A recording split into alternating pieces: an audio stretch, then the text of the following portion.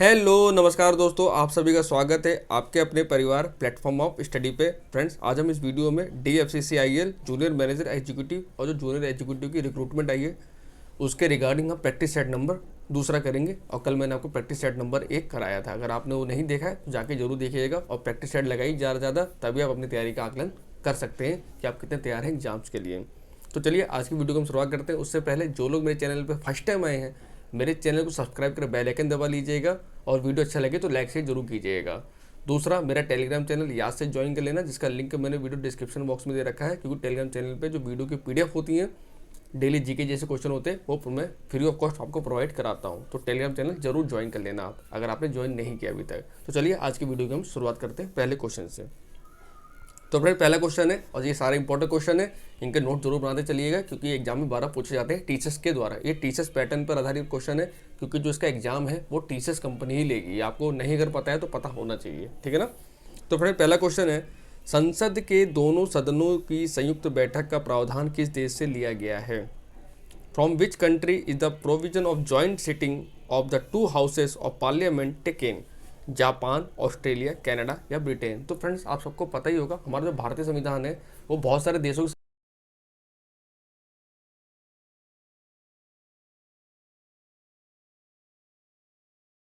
Australia के संविधान से। तो राइट आंसर होगा हमारा ऑप्शन नंबर बी, ऑस्ट्रेलिया।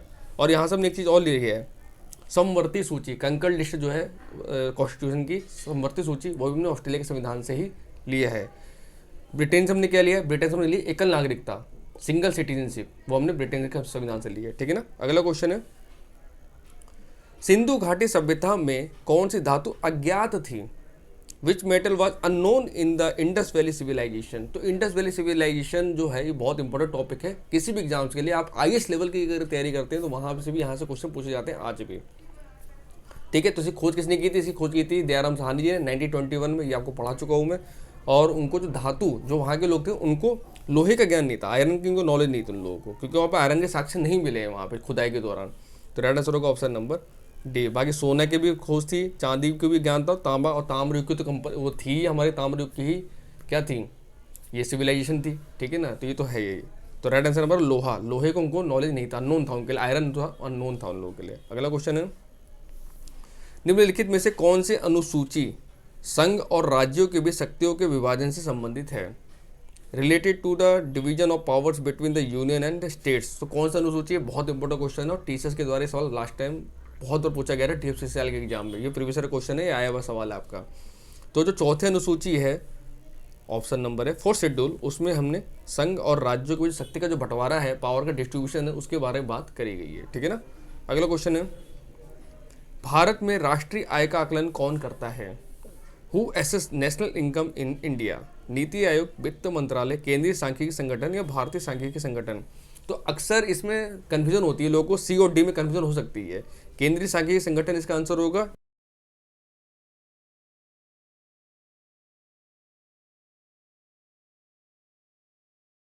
हमारा ऑप्शन नंबर C, ठीक है ना।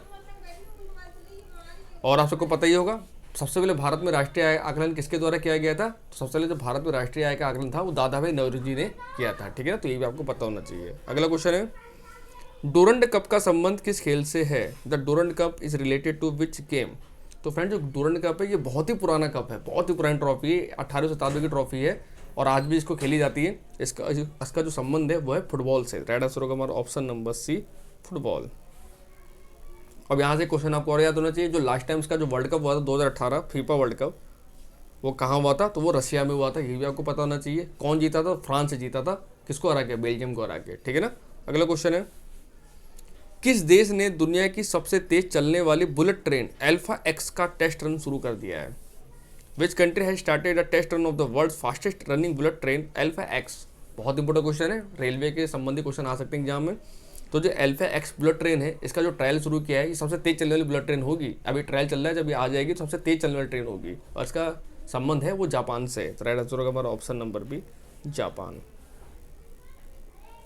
अगला क्वेश्चन है, भारत में सबसे पहले न्यूनतम मजदूरी अधिनियम किस वर्ष पारित किया गया था? In which year was the first minimum wage act passed in India? Very very important question, बहुत बार एग्जाम पूछा गया रेलवे के एग्जाम्स में ये, और इकोनॉमिक्स का भी अच्छा खासा पार्ट आपके एग्जाम में देखने को मिलने वाला है, खासकर जो जूनियर में जो बीडी वाले जो वैकेंसी है ना, उसमें आपको इकोनॉमिक्स के क्वेश्चन बहुत ज़्यादा मिलेंगे देखने को, आपको देखना। तो इकोनॉमिक्स को आप ज़रा अच्छे से लेके चलिएगा। तो जो न्यूनतम मजदूरी अधिनियम था, इसको सबसे लाया गया था 1948 में। तो राइट आंसर होगा हमारा ऑप्शन नंबर सी, 1948। अगला क्वेश्चन है, अगला क्वेश्चन मैथ का है। धन की कितनी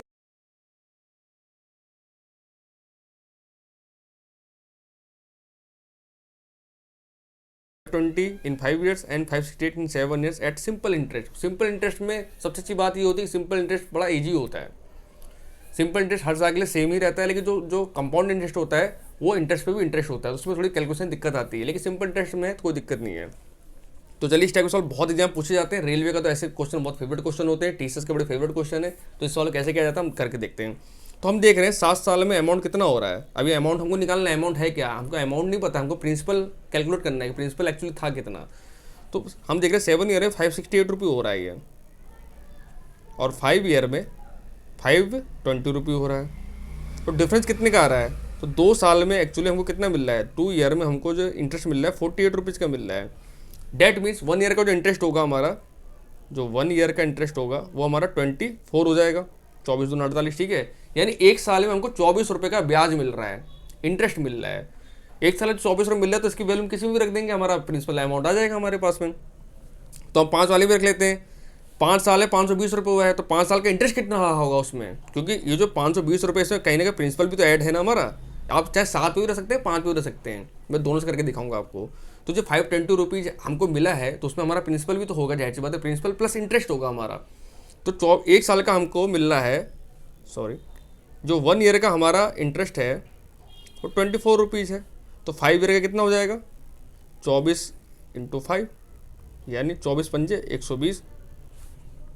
और कितना अमाउंट था, 520 रुपये था। अगर हम 520 में से इस 120 को हम निकाल दें, जो कि इंटरेस्ट है हमारा, तो हमारा पास अमाउंट कितना बचेगा, 400 रुपीज़। यानी 400 रुपीज़ क्या था, यही हमारा प्रिंसिपल था। तो राइट आंसर होगा हमारा ऑप्शन नंबर ए। आप इसको 7 में भी रख सकते हैं, तो 7 में रखेंगे तो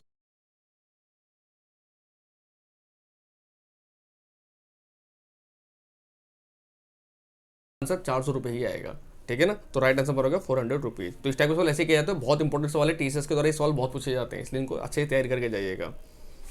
अगला क्वेश्चन है, बहुत इंपॉर्टेंट क्वेश्चन है, सवाल लैंग्वेज देख के मत घबराना, इस टाइप के सवाल बहुत पूछे जाते हैं इलेक्शन वगैरह में, ठीक है ना। सचिव पद के लिए 2 प्रत्याशियों के बीच सीधे चुनाव में डाले गए कुल मतों का 4% अवैध घोषित किया जाता है। अब आप देखते हैं जब इलेक्शन होता है तो 2 उम्मीदवार होते हैं, जब इलेक्शन होता है 2 उम्मीदवार होते हैं, वोट हम डालने जाते हैं, कोई बीजेपी को वोट देता है, कोई कांग्रेस को वोट देता है, कोई आम आदमी पार्टी को वोट देता है, कोई सपा को, कोई बसपा को, बहुत सारी पार्टियां हैं, नेशनल पार्टी जो है, ठीक है। तो उस पर जीत हार कैसे होती है, उसी के बारे में हमसे यहाँ पूछा गया है। और ये सवाल बहुत इंपॉर्टेंट है, क्योंकि ये टीचर के द्वारा इस सवाल बहुत बार पूछा गया है रेलवे के अंदर। इस सवाल को सेम क्वेश्चन ही पूछा गया है, समझ लीजिए, ठीक है ना। तो एक प्रतियोगी वैध मतों का 55% प्राप्त करता है। 4% तो अवैध घोषित हो गए, ठीक है ना, उसमें से भी 55% वैध मत जो थे वो प्रतियोगी को मिले हैं, और 240 मतों के बहुमत जीत जाता है, यानी 240 वोट से वो जीत गया, जो प्रत्याशी रहा होगा। इसका मतलब क्या हुआ, जो दूसरा प्रत्याशी होगा उसको 240 वोट कम मिले होंगे, तभी तो पहला वाला जीत गया। तो हमसे पूछा है कुल मतों की संख्या बताओ, यानी टोटल वोट्स कितने पड़े थे, हमसे ये पूछा गया है। सॉल्व कैसे करेंगे, चलिए सीखते हैं, क्योंकि इस तरह सवाल बहुत आते हैं एग्जाम में, से सीखना बहुत जरूरी है आपके लिए। हम ये मान लेते हैं कि उस इलेक्शन में 1000 वोट पड़े थे, 1000 वोट पड़े थे, जिसमें से ये कह रहा है कि 4% अवैध घोषित हो गए, यानी 4% मत बेकार हो गए, या उनका या किसी ने मिसयूज कर दिया, तो 4% बेकार हो गए। अगर 4% बर्बाद हो गए तो बचे कितने, अब 960, क्योंकि 1000 का 4% हम निकालेंगे तो 960 ही तो बचेगा हमारे पास में, यानी ये वैध मत है, इसी में जीत हार हुई है, 960। अब देखो 960 में एक प्रतियोगी वैध मतों का 55% प्राप्त होता है। वैध मत कौन से हैं, ये हमारे वैध,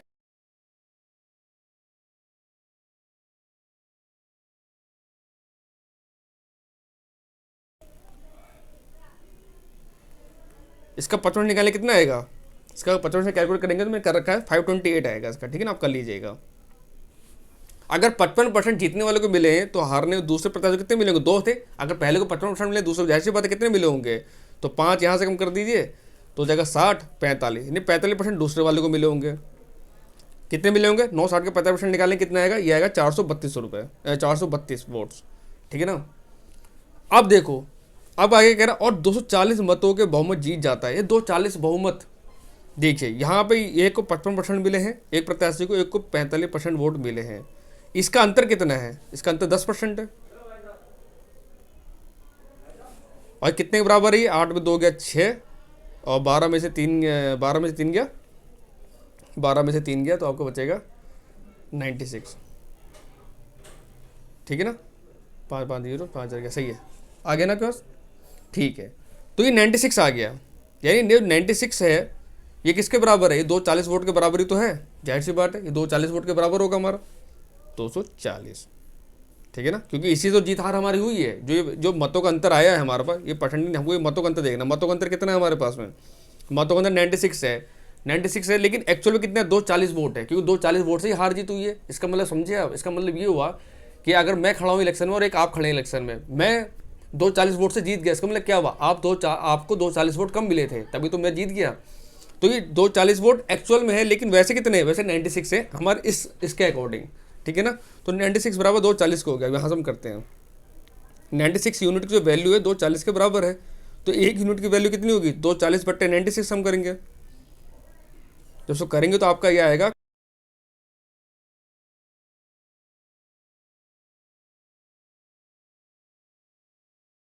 बराबर 2.5 के हैं। तो हमारा टोटल वोट थे कितने? हमने शुरू में टोटल कितने वोट माने थे? उसमें टोटल वोट पूछे, टोटल वोट 1000 थे। 1 यूनिट की वैल्यू 2.5 है, तो कितने हो जाएंगे? 2500। यानी उसमें 2500 मतदान पड़े हैं, ऑप्शन नंबर सी। यहाँ जो टोटल वोट्स पड़े थे वो 2500 वोट्स पड़े थे, 2500 वोट्स। ठीक है ना, तो आई होप समझ में आ गया होगा, नहीं समझा दोबारा वीडियो देख लीजिएगा। अगला सवाल है 100 और 625 के बीच मध्यानुपाती ज्ञात करो। अच्छा, इसका मीडियन हमको बताना है, तो बहुत ईजी सवाल। जब भी आपको मध्यानुपाती पूछा जाए, दो संख्या दे दी जाए, तो हमेशा कुछ नहीं करना है, आपको अंडर रूल निकालना है। इसके लिए फॉर्मूला होता है अंडर रूल AB। ए क्या है? पहली संख्या 100, और बी क्या है? 625। इसका वर्गमूल निकाल दीजिए, आपका आंसर आ जाएगा। तो आप सबको पता है ये 100 किसका होता है? 10 का होता है। 625 किसका होता है? 25 का होता है। जब मल्टीप्लाई कितना आएगा? 250। यानी इसको मध्यानुपाती कहते हैं, 250 होगा, ऑप्शन नंबर ए। लेकिन मध्यानुपाती केस में खाली होगा ये, जब भी मध्यानुपाती पूछा जाएगा तो जो भी संख्या दी उनको वर्ग निकाल लीजिए और उसको मल्टीप्लाई कर दीजिए, आपका आंसर आ जाएगा। ठीक है ना, अगला क्वेश्चन है, ये अच्छा क्वेश्चन है, कथन स्टेटमेंट एंड कंक्लूजन वाला है। इस टाइप के सवाल बहुत देखने को मिलेंगे रीजनिंग में आपको एग्जाम्स के अंदर, टीचर्स के तो फेवरेट सवाल होते हैं ये। तो कथन कह रहा है कुछ पिन कप हैं, कोई भी कप बुक नहीं है। तो निष्कर्ष दिया कि कुछ पिन बुक हैं या कुछ पिन बुक नहीं है।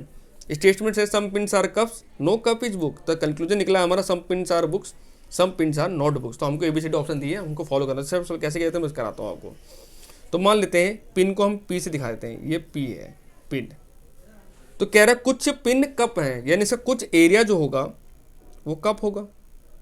कप को हम C से दिखाते हैं, ये रहा, ये जो बीच वाला एरिया आ रहा है, जो ओवरलैप हो रहा है। उसका क्या कह रहा है? कोई भी कप बुक नहीं है, यानी कोई भी जो कप है ये बुक नहीं है, बी नहीं है। कट्टू में हमने क्रॉस निशान लगा दिया। अब हम देखते हैं कंक्लूजन।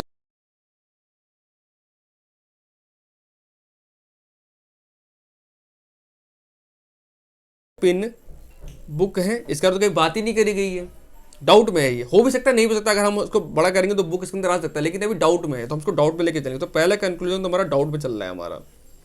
दूसरा कंक्लूजन क्या है हमारा? कुछ पिन बुक नहीं है, कुछ पिन बुक नहीं है। हो भी सकता है, नहीं भी हो सकते, हो भी सकते हैं, तो ये भी हमारा डाउट में जा रहा है। जब दोनों ही डाउट में जा रहा है, चले क्या हो गया, दोनों ही क्रॉस हो जाएंगे हमारे, क्योंकि कोई भी स्ट्रॉन्ग स्टेटमेंट नहीं है हमारे पास में। क्योंकि पहला कंडीशन भी हो सकती है, दूसरी कंडीशन भी हो सकती है। या तो यहाँ पे या वाला केस बनेगा, अगर या वाला केस नहीं जाएगा तो दोनों ही हमारे क्या होंगे? डिनाई हो जाएंगे। तो देखो या वाला केस हमको कोई दिया ही नहीं, देखो ऑप्शन नहीं दिया हुआ है, केवल पहला निष्कर्ष फर्स्ट अनुसार करता है, ऐसा तो नहीं है, ये तो नहीं कर रहा है। केवल 2 अनुसार करता है, ये भी नहीं कर रहा है। दोनों अनुसार करता है, ये भी नहीं कर रहा है। ना तो निष्कर्ष फर्स्ट ना निष्कर्ष सेकंड है, तो इस ना वाला दे रखा है, तो राइट आंसर हमारा ऑप्शन नंबर डी हो जाएगा। क्योंकि कोई भी स्टेटमेंट स्ट्रॉन्ग स्टेटमेंट हमारे पास कंक्लूजन नहीं है हमारे पास में कि कुछ पिन बुक हो भी सकते हैं, नहीं भी हो सकते हैं, और हमको थोड़ी पता चल बात ही नहीं, इसके रिलेशनशिप के बारे में बात ही नहीं करेगी ना यहाँ पे। तो राइट आंसर होगा ऑप्शन नंबर डी, ना तो निष्कर्ष फर्स्ट, तो नाइदर कंक्लूजन फर्स्ट और nor conclusion second, follow option number D is the correct answer. अगला क्वेश्चन है और लास्ट क्वेश्चन इस वीडियो का, ये EGI के FILO, तो FJL कोडिंग डिकोडिंग है, अब करते हैं फटाफट। तो क्या है EGI के, क्या बनना है? FILO, LO। अब देखते हैं EF +1, GHI +2, IJKL, JKL +3 K, ठीक है। उसके बाद O के लिए बनेगा, K से O बनेगा KLMNO +4, यानी +1 +2 +3 +4 हो रहा है हमारे पास, ठीक है। तो करते हैं फटाफट।